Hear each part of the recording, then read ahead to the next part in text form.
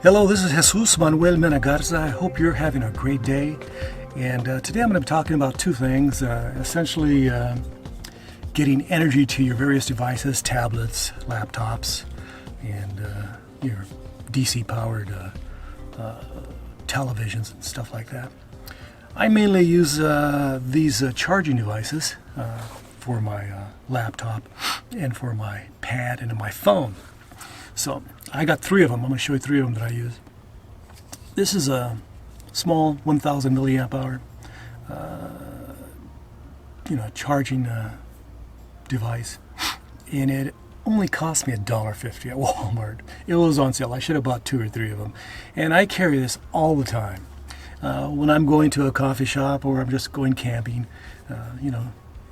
I have this connected to my phone because my phone, it's a 4-year-old phone.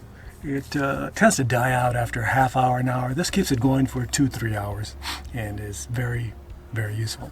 And when I'm not having it connected to my phone, I have it plugged into my 12 volt in my truck to keep it juiced up.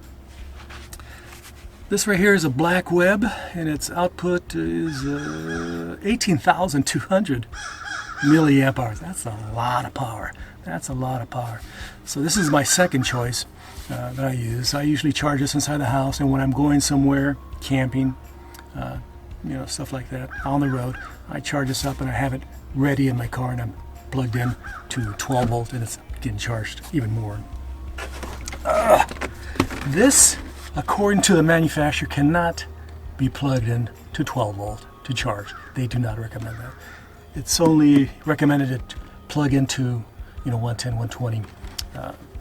So I have that plugged in my garage, and I use it to charge various devices. Once in a while, let me put my chin here. And right here is the plug for the 12 volt. And there it is, right there. And I also can jump start a car or a truck. It has a lot of power. I've jump started with this setup at least a dozen vehicles in the last 12 months. I haven't jump started my vehicle, but I've jump started people on the road I've seen in parking lots, at campgrounds and such. They needed to jump, and I had this here, this heavy device, and it proved quite useful. So finally, this is the second part. I'm talking about charging your devices. This is to keep the light out and keep your the back of your truck nice and warm. I use Reflectix, like a lot of individuals. A lot of manufacturers also use Reflectix. And I bought this, of course, the Reflectix, a big roll at the box store. And this, it has a Velcro on it. In fact, it has Velcro right here. And I close the roll and I store it like that. So, one thing about having carpet on my camper shell, this is all carpet, is that this Reflectix, let me put it up here, sticks. It sticks rather nicely and rather simply.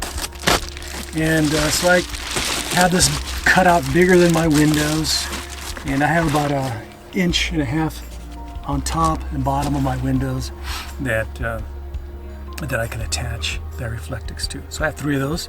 I have one for the back, for the cab, and one for each side of the windows, left and right. Nothing for the back. I typically don't cover that at this time. If it does get too cold, and I'm a California born and raised. I'm used to, if it's below 60 degrees, I don't like it. So when it gets cold, 50, 60, 40 degrees, and don't laugh at me, people from Minnesota and Minot and International Falls and other points north. I have a sleeping bag. I also have a couple blankets, so it turns out to be not an issue. And of course, if it gets too hot, I have ventilation. I can open up my windows here, and I have screens. So this has been Jesús, Manuel, Mena, Garza. 2 things that I use to feel more comfortable while traveling in my truck and doing some truck bed camping. So don't forget to like, subscribe, and share. I now have over 200 subscribers, which is a miracle. I hope to have maybe 400 by the end of 2018. Dare to dream. Again, gracias. Adios. Bye-bye.